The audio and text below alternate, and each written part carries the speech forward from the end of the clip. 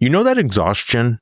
We're not talking about exhaustion that comes from working out. We're talking from an exhaustion where you're in a divorce and you've been dealing with this issue. It's been going on for months and no one's moving. Positions are polarized. There's some date approaching, maybe a court date, maybe a pre-trial conference, maybe even a trial. And you're trying to figure out how to get out of this. How do we get here? Why are we spending so much money? Why are we in this nightmare, this divorce nightmare?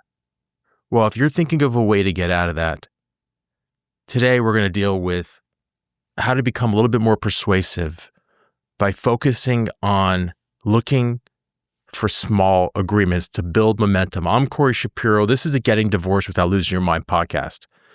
Now, so many times people come to me as a consultation when they're mid-divorce and they have these polarized positions. It's usually custody.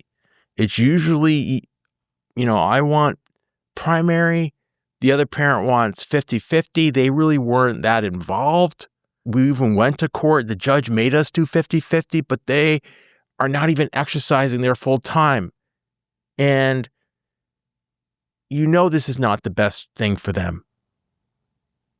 And you're trying to move forward, but your budget, your time, your money, it's becoming just overwhelming.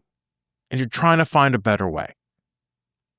So let's put our lawyer hat on to try to think this through more tactically. I appreciate that emotion, but emotion's not going to help us become more persuasive. So when someone's fighting for a position, custody, also I could see it sometimes on a certain support level.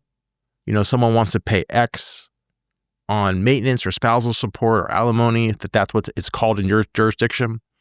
And the other side, wants Y, and they're never going to move.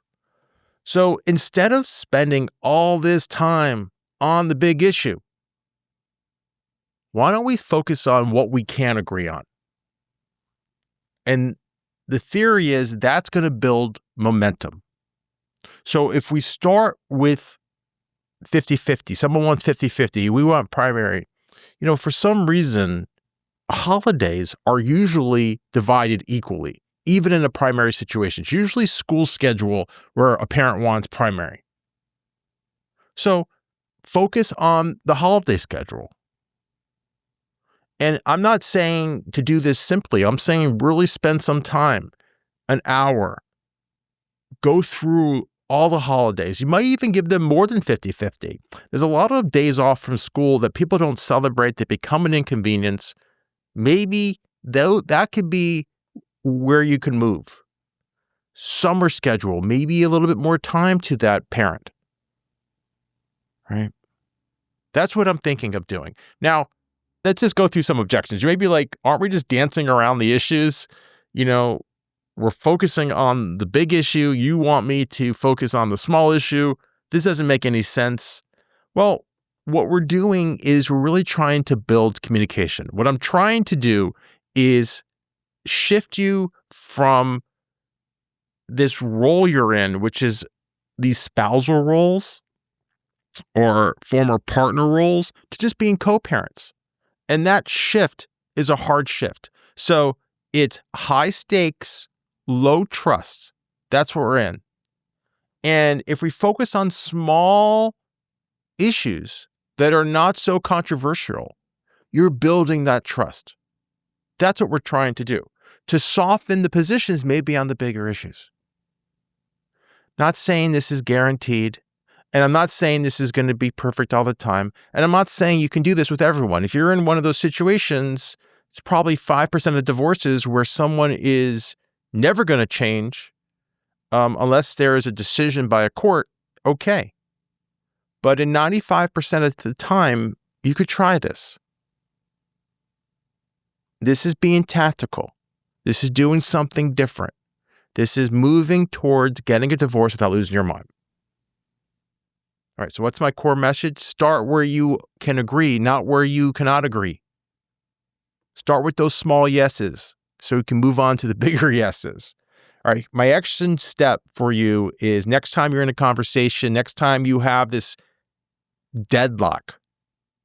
Instead of battling out, instead of going factual, instead of saying, hey, A, B, C, D, these are the reasons why I should be primary, A, B, C, D. This is the reason why I should get that certain level of support, spousal, child support.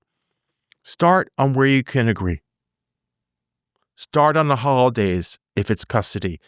Maybe move to other issues in your divorce and resolve them. And that can build the issues. Now, even if you can't solve these big issues, what you're doing is you're narrowing issues for court.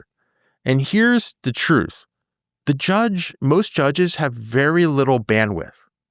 And if you're able to bring to the judge just the really intractable issues, that may help the judge help you solve your case because they can spend more time or solve your divorce, spend more time with you on that one or two issues, as opposed to focusing on all these other issues that are not really necessary for court involvement.